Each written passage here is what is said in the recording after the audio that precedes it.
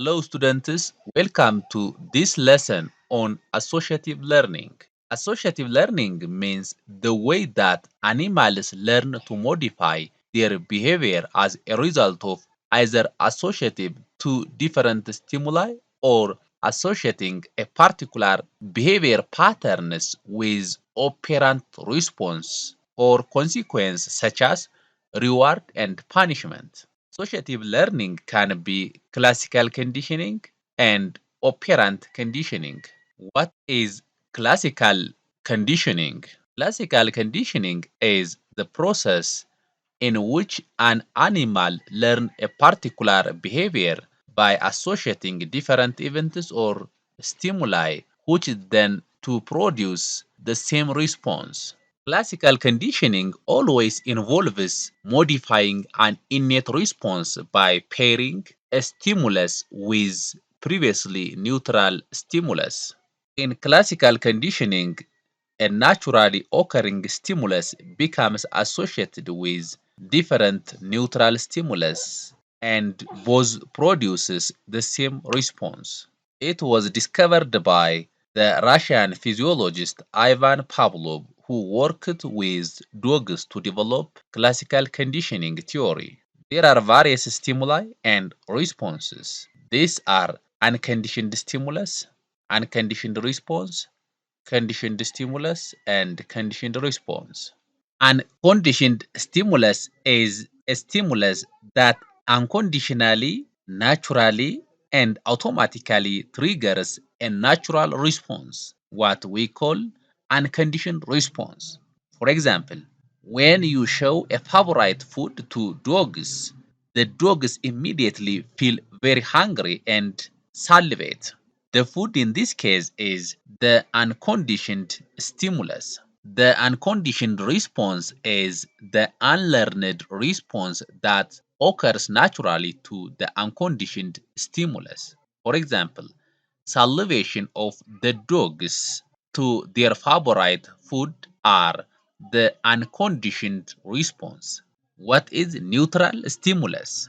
Neutral stimulus is an environmental change or natural stimulus that initiate or trigger no response on the organism.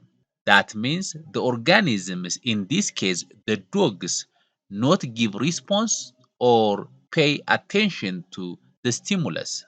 For example, the sound of bell is neutral stimulus because the sound of bell do not initiate or trigger any response on dogs.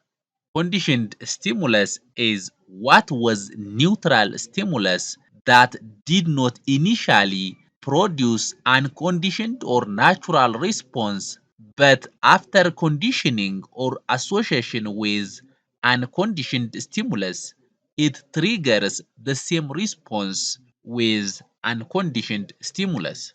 This response or learned behavior is conditioned response. Conditioned response is the response to the previously neutral stimulus. As we can see from the diagram, before conditioning or association, the two stimulus, unconditioned stimulus and neutral stimulus, triggers different response. That is, unconditioned stimulus always triggers unconditioned response, but neutral stimulus triggers no response. For example, presenting food and the sound of bell to dogs. In this example, food is unconditioned stimulus and sound of the bell is neutral stimulus. During conditioning, the organisms learn to associate neutral stimulus with unconditioned stimulus to produce the same response. During the association process of neutral stimulus and unconditioned stimulus, the organisms give unconditioned response to both stimulus. But in this process, unconditioned stimulus is the stimulus that triggers unconditioned response, but not the neutral stimulus until conditioning. After conditioning or association, the organism started to give response to Neutral stimulus, that means the dog associates food and the sound of bell. And lastly, the dog give response to the sound of the bell, what we call conditioned response. That is salivation to the sound of the bell. Let us see Pavlov's research that involved the following phases. Pavlov fed the dogs at regular intervals to establish a routine. As he fed the dogs, they salivated. This salivation is a natural and conditioned response to natural and conditioned stimulus, food.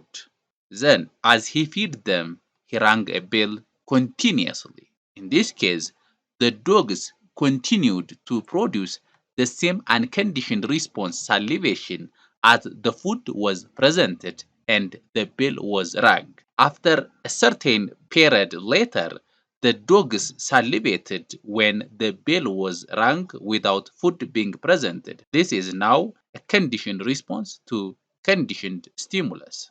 Classical conditioning on little Albert. It is possible to classically condition humans as a famous study called Demonstration on Little Albert.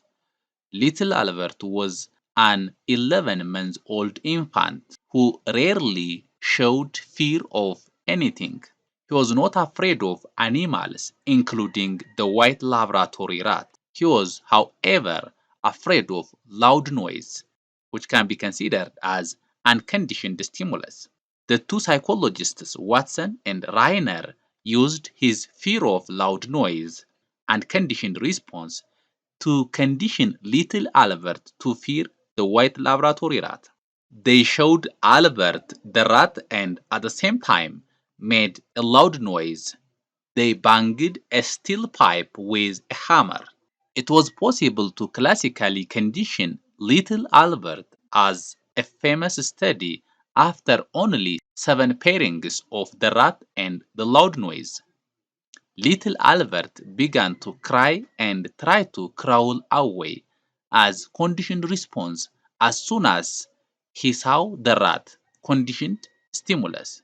Even though the rat was not linked with the loud noise on this occasion, he had been conditioned to fear the rat. If the pairing of conditioned stimulus with unconditioned stimulus is not maintained, then the conditioned response diminishes and eventually is lost, what we call extinction. Little Albert lost his fear of the white laboratory rat after a certain period later. That means the rat no longer being paired with the loud noise